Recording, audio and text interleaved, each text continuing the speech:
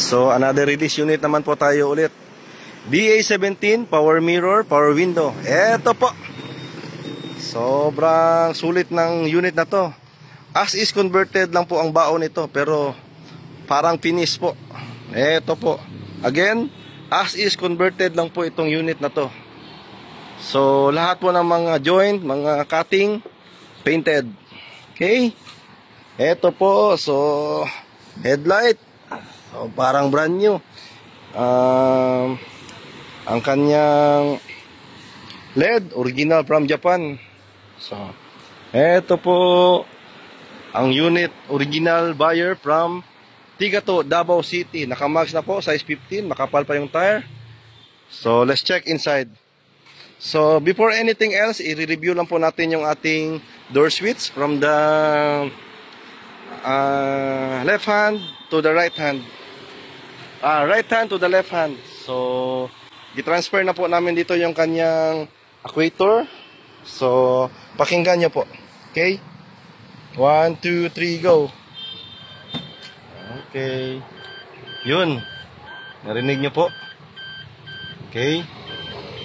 Yung kanyang actuator. So, ito po. Nilipat na natin sa ating into left hand para iwas always neutral. Isa rin po ito sa makakatulong. Okay. So, ang unit ni buyer is Tiptronic.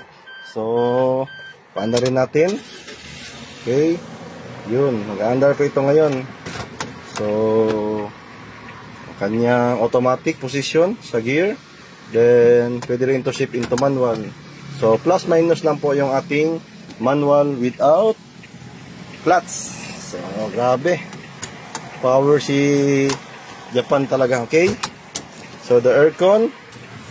So, sobrang lamig ng aircon. Kagandahan po ng DA17, ang aircon ito abot hanggang likod. Okay?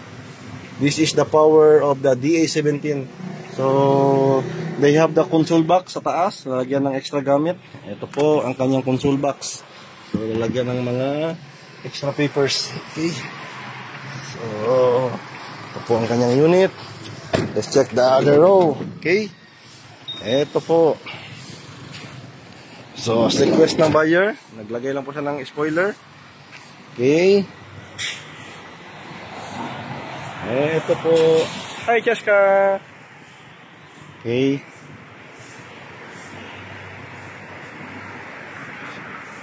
So, this unit is naka full PMS po ito. AGS, new cleaning.